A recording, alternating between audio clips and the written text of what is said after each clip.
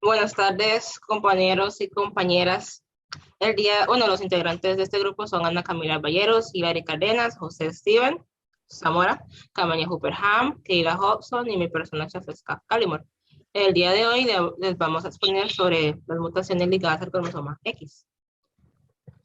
En la primera es la hemofilia. La hemofilia es un trastorno congénito y hereditario, proveniente de mutaciones en el cromosoma X. Es un trastorno hemorrágico en el cual la sangre no se está coagulando de una forma adecuada. Hay tres tipos de hemofilia. Está la hemofilia A, la hemofilia B y la hemofilia C. La hemofilia A es una de las más comunes y es debido a la ausencia del factor de coagulación número 8. Llega a afectar alrededor del 80% de los pacientes que padecen de hemofilia y se estima que 1 de cada 5.000 hombres nacidos van a tener este tipo de hemofilia. Después tenemos la hemofilia B, que también es conocido como la enfermedad de Christmas, dado que el primer paciente diagnosticado con esta enfermedad tenía el apellido de Christmas. Es ocasionada por la disminución de la coagulación es ocasionada por el factor de coagulación número 9. Aproximadamente 20% de los hombres nacidos padecen de esta enfermedad. Después está la hemofilia C, que es uno de los menos frecuentes y es ocasionado por la deficiencia del factor de coagulación número 11. Después está la causa, la hemofilia es ocasionada por una mutación en uno de los genes que da las instrucciones para poder crear proteínas del factor de coagulación que sean necesarias para poder producir la sangre. Algunos síntomas y signos de esta enfermedad está la aparición de sangre de las heces, la hemorragia luego de la circuncisión, hemorragias nasales, hemorragias presentes por debajo de la piel, están las hemorragias, en las articulaciones, en las encías, en la boca, luego de haberse aplicado alguna inyección. Y en los infantes puede haber irritabilidad inexplicable. El diagnóstico de esta enfermedad es que llega a incluir análisis del factor de coagulación y pruebas de detección. La prueba de detección son los exámenes de sangre que muestran si la sangre está coagulándose de una forma adecuada. Los análisis del factor de coagulación se pueden también llegar a llamar pruebas de coagulación y llegan a ser necesarias por el diagnóstico del trastorno de la sangre. Algunas pruebas de detección, estas son exámenes de detección, son los análisis de sangre que demuestran si la sangre se está coagulando de una forma correcta y hay 4 tipos. Está el hemograma completo, están las pruebas del tiempo de tromboplastina parcial activado, están las pruebas del tiempo de protombina y las pruebas de fibrinógeno. El primordial tratamiento para la hemofilia consiste en administrar el reemplazo del factor surfactante específico que se requiere y esta será administrada por medio de un tubo en la vena. Esto también puede llegar a administrarse en el hogar para poder prevenir algún sangrado repentino. Buenos días, compañero y profesor. Mi nombre es Cameron Hooper y yo les estaré hablando sobre el daltonismo. El daltonismo es un trastorno que se da a nivel de la vista, en la que hay una incapacidad de percibir o diferenciar entre ciertos colores. Esta es una enfermedad que se encuentra ligada al cromosoma X, que es de tipo recesiva. Si un hombre si un hombre, la mamá le transmite el cromosoma X, este se va a definir de una vez como daltonismo, porque el hombre solo posee un cromosoma X. En el caso de las mujeres que poseen 2 cromosomas X, solo se verá afectada de la enfermedad si ambos cromosomas tienen la deficiencia. Por eso es que se dice que afecta más a los hombres que a las mujeres, y esto se da en un 8% a los hombres y un 0,5% en las mujeres. Siguiente diapositiva, compañero, por favor. Gracias. Tenemos los tipos de daltonismo. Tenemos los monocromáticos, que es dado cuando los fotorreceptores de la retina solo contienen uno de los 3 pigmentos a la visión de la luz. Tenemos el dicromata, que es el tipo de daltonismo en que solo tienen dos tipos de conos. Y tenemos de subdivisiones, tenemos el tritanopía, que es una afectación en la cual están ausentes los fotorreceptores de la retina para el color azul. Tenemos el protanopía, que es la ausencia de los fotorreceptores para el color rojo. Y tenemos la deuteranopía, que es la ausencia de los fotorreceptores para el color verde. El siguiente es el acromático, que esa es una afectación grave del daltonismo, es la más grave entre las tres, porque el daltónico no puede distinguir ninguno de los colores, solo en la escala del gris, blanco y negro puede observar. Siguiente, compañera, por favor. Tenemos las causas. En las causas tenemos que es producida por una afectación de las células sensoriales, que son los fotorreceptores de la retina, y estos son los encargados de procesar la luz que se reflejan los objetos y determinar los colores en específico.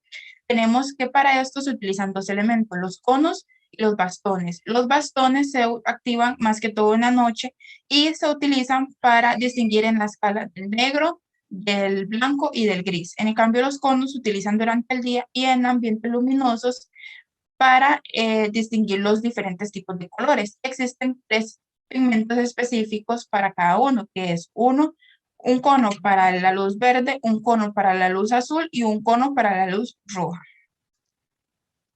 Siguiente, compañera.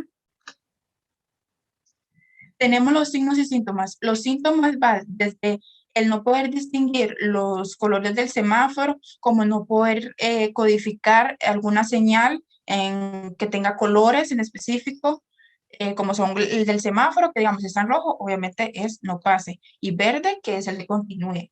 Entonces, el daltónico no va a poder diferenciar entre esos y se le va a dificultar. También tenemos el que ven un color, pero pueden tener, digamos, se le presenta un color y las diferentes tonalidades de este, y el daltónico no va a poder ver todos del mismo tono, no van a poder diferenciar el tono ni el brillo habitual del color. Siguiente, compañera. Hoy en día no se ha encontrado una cura en específico para el daltonismo, pero sí una forma de que la vida del daltónico sea más normal, o por el uso de lentes o lentes de contacto que ayuden a que el paciente pueda distinguir un poco más entre los colores específicamente. Gracias. Hola, buenas tardes. Bueno, yo soy Camila Alballeros y les voy a hablar del síndrome X frágil. Aquí vamos a ver que esta es la forma más común de discapacidad intelectual hereditaria, que va a ser causada por unas mutaciones en el gen FMR1 que se encuentra en el cromosoma X y que van a variar en cuanto a la magnitud de una repetición en una región llamada el trinucleótido CGG, que normalmente se repite de 10 a 40 veces en individuos sanos, pero en la mutación, en esta enfermedad, se repite hasta más de 200 veces. Entonces, debido a esta inestabilidad de las repeticiones, vamos a ver que este gen se va a inactivar y va a dejar de producir una proteína que se llama FMRP, que es muy importante para el desarrollo intelectual, o va a producirla en cantidades muy bajas. Entonces, según la clasificación y de estas repeticiones, van a variar los síntomas y la representación fenotípica. Entonces, veremos individuos sanos que tienen menos de 54 repeticiones y que no tienen la enfermedad, premutación de 55 a 200 repeticiones sin la enfermedad, mutación completa de más de 200, mosaicismo que tendrán, o sea, variará mucho el número de repeticiones, variarán también los síntomas, suelen ser bastante más leves y bueno, de todos estos, los que sí que tendrían la enfermedad seguro, por así decirlo, son los de mutación completa. Los de premutación la pueden pasar a sus hijos. La premutación o la mutación completa si se trata de una mujer, pasando a sus hijos el gen. Entonces, los signos y síntomas en los físicos veremos que están hasta después de la pubertad. Veremos niños con cara alargada, frente amplia, mentón prominente, orejas grandes, hiperlaxos, algunos con prolapso mitral. Inteligencia y comportamiento, estos estarán desde la niñez y veremos discapacidad intelectual que puede variar muchísimo, desde leve a moderada a grave. El retraso en la aparición del lenguaje, hiperactividad con déficit de atención, algunas características de trastorno autista, evitación de la mirada. Hay algunas otras personas que no tienen la enfermedad, pero tienen trastornos asociados, entonces esto entra en otras enfermedades que no forman parte del síntoma como sí, pero sí en trastornos asociados. Entonces, para el diagnóstico veremos que las pruebas de embarazo no son tan comunes, pero las pruebas de PCR, por ejemplo, y la de Southern Blot, la de PCR nos ayudará a identificar si la enfermedad está presente o no. Y la de Southern Blot será muchísimo más específica y nos ayudará a diferenciar entre los diferentes tipos y además el estado de metilación del gen. Entonces, en la imagen vemos el A, la de PCR, y en el B, Southern Blot. Para el diagnóstico diferencial veremos que se hace con Sotos, Prader-Willi y Klinefelter. Y finalmente, para el tratamiento, veremos que no hay una cura, lastimosamente, pero se hace un tratamiento individualizado donde se van a trabajar aspectos de educación, de lenguaje, de logopedia, terapia ocupacional y terapia conductual. Además, para la farmacoterapia se van a tratar algunos trastornos asociados como el de TDAH, ansiedad, irritabilidad y crisis convulsivas. Y bueno. Mi nombre es Kayla Hobson y yo les voy a hablar sobre la distrofia muscular de Duchenne. Este es uno de los tipos de distrofia ligados al cromosoma X. Se caracteriza por una degeneración muscular progresiva que inicia durante la infancia y también puede confinar a los pacientes a permanecer en silla de ruedas antes de los 12 años. Está asociada a una afección de la musculatura cardiorrespiratoria y se da en su mayoría en varones, rara vez en mujeres. Entre las causales de la distrofia muscular está el defecto del gen DMD. El gen DMD es el gen de la distrofina. La distrofina lo que hace es que se une a la membrana del músculo y le va a dar la estructura a las células musculares. También puede darse de patrón de herencia recesivo ligado al cromosoma X. Cuando decimos que es de herencia recesivo, quiere decir que se transmite de generación en generación. Normalmente la mujer es la portadora de la enfermedad y ella lo va a transmitir a sus hijos varones. Entre los signos y síntomas que pueden presentar son los básicos, como caminar, correr, saltar, caminar en puntas del pie, pantorrillas con músculos grandes, dolor y rigidez muscular, problemas de aprendizaje y retraso en el crecimiento. El diagnóstico de la distrofia muscular, principalmente vamos a hacer pruebas de genética, que es el que nos va a confirmar la mutación. Los marcadores séricos, en esta prueba, los niveles de una enzima llamada creatina sinasa se van a encontrar elevadas en la sangre. Y esto lo que quiere decir es que el músculo está destruyéndose o pasando por un proceso anormal. También está la biopsia muscular, que es una prueba histopatológica que se realiza para determinar el grado de la distrofia. Está la electromiografía, que con ellas vamos a observar el daño neuromuscular y vamos a poder determinar la enfermedad. Entre los tratamientos que se utilizan están los farmacológicos, como el Deflazacort, y esta lo que le va a dar es fuerza y función motora al paciente y puede retrasar la distrofia. La prednisolona se utiliza para también darle fuerza a los músculos y le ayuda en la función pulmonar.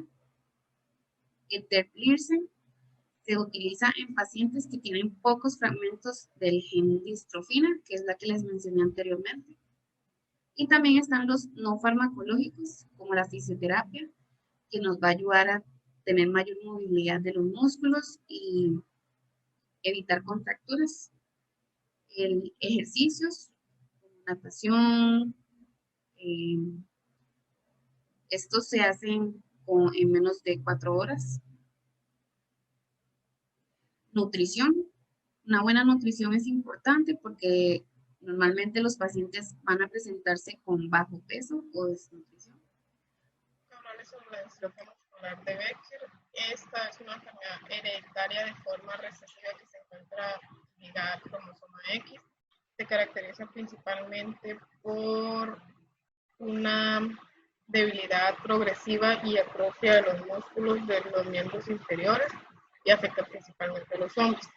En las causas, la más común, la más principal es la mutación del gen DMD, que es el gen que da las instrucciones para producir una proteína llamada distrofina, que es la que ayuda a estabilizar y proteger las fibras musculares, y también en la señalización química dentro de las células. La escasez de esta proteína conlleva la distrofia. Sus signos y sus síntomas, estos van de leves a casi tan graves. Los síntomas pueden comenzar en cualquier momento desde la infancia hasta la edad adulta y pueden ser dificultad para caminar, caídas frecuentes, pérdida de masa muscular, fatiga, cardiomiopatia, dolor muscular, pérdida del equilibrio y coordinación. Un niño con distrofia muscular de Becker también puede presentar síntomas como tener más dificultades a la hora de hacer deporte, tener problemas para subir escaleras y no ser capaz de andar con pies. Su diagnóstico, se dice que una persona con esta enfermedad no se diagnostica hasta que se encuentra en la adolescencia o incluso el inicio de la edad adulta. Las personas que padecen esta distrofia suelen detectar las primeras señales al inicio de hacer ejercicio o al experimentar dificultades en su movimiento. Algunas de las pruebas que pueden realizarse para diagnosticar son la concentración de la creatina quinasa, biopsia muscular, pruebas genéticas, imágenes por resonancia magnética y telemetría. Y las personas que se realizan exámenes pueden revelar que sus huesos están mal desarrollados, aumento del tamaño del músculo del corazón, insuficiencia cardíaca, deformidades musculares y aumento del tamaño de los músculos de la pantorrilla. En su tratamiento, se dice que no hay un tratamiento o una cura definitiva para esta distrofia, pero con ayuda de terapia física, terapia ocupacional, asesoría genética, medicamentos, terapias de rehabilitación y cirugías, puede mejorar la calidad de vida del paciente. Y en cuanto a su pronóstico, la discapacidad de la distrofia de Becker empeora lentamente, pero varía mucho en las personas afectadas. Algunas personas llegan a necesitar silla de ruedas para poder moverse, mientras que otros solo necesitan ayuda como el uso de bastones o aparatos ortopédicos, en caso de los niños. Los problemas del corazón pueden llegar a ser graves y si se llega a tener el tratamiento adecuado de estos problemas, los afectados podrían llegar a tener una calidad de vida casi normal. Buenas, doctor. Yo le voy a hablar sobre el síndrome de Rett. Este es uno de las enfermedades más raras. Es un trastorno grave del neurodesarrollo de origen genético que ocurre casi normalmente en el sexo femenino y que conduce a una discapacidad grave que afecta casi todos los aspectos de la vida de la persona, como por ejemplo la capacidad para hablar, caminar, comer y hasta respirar. El sello distintivo del síndrome de Rett son los constantes movimientos repetitivos de las manos. Algunas causas son las siguientes. Se presenta casi siempre en las niñas. Se puede diagnosticar como autismo o parálisis cerebral. También en la mayoría de los casos se debe a un problema de un gen llamado MESP2, que él se encuentra en el cromosoma X de las mujeres. Los varones nacidos con este gen defectuoso no tienen un segundo cromosoma X para compensar el problema. Por lo tanto, el defecto generalmente ocasiona un aborto espontáneo o una muerte prematura. Los síntomas, podemos decir que algunos son problemas respiratorios, cambio en el desarrollo, babeo y salivación excesiva, brazos y piernas flácidos, discapacidades intelectuales y dificultades en el aprendizaje también, escoliosis, marcha temblorosa, inestable, rígida, o caminar sobre los dedos de los pies también, convulsiones, el crecimiento de la cabeza se hace más lento, pérdida de los patrones normales de sueño, pérdida del compromiso social, también tiene estreñimiento y reflujo gastroesofágico y una circulación deficiente que puede llevar a piernas y vasos fríos y de color azulado, y problemas graves en el desarrollo del lenguaje. Como pruebas y exámenes se clasifican en atípico, clásico y provisional, y el atípico se divide que comienza tarde o temprano, Los problemas con las destrezas del habla y de la mano son leves y si aparece en un varón, que es muy poco común. Y complicaciones tenemos como la epilepsia, que es la más común. También tenemos otras patologías neurológicas. Tenemos también patrón respiratorio patológico, alteración cardíaca, trastorno del sueño, trastorno de comportamientos, trastornos óseos, trastornos gastrointestinales, bruxismo y alteraciones bucodentales y osteopenia y fragilidad ósea. Las expectativas de vida se retrasan, no aprenden a caminar de manera independiente del todo y no aprenden a caminar hasta la última etapa de la infancia, a principios de la adolescencia. Bueno, eso sería. Muchísimas gracias.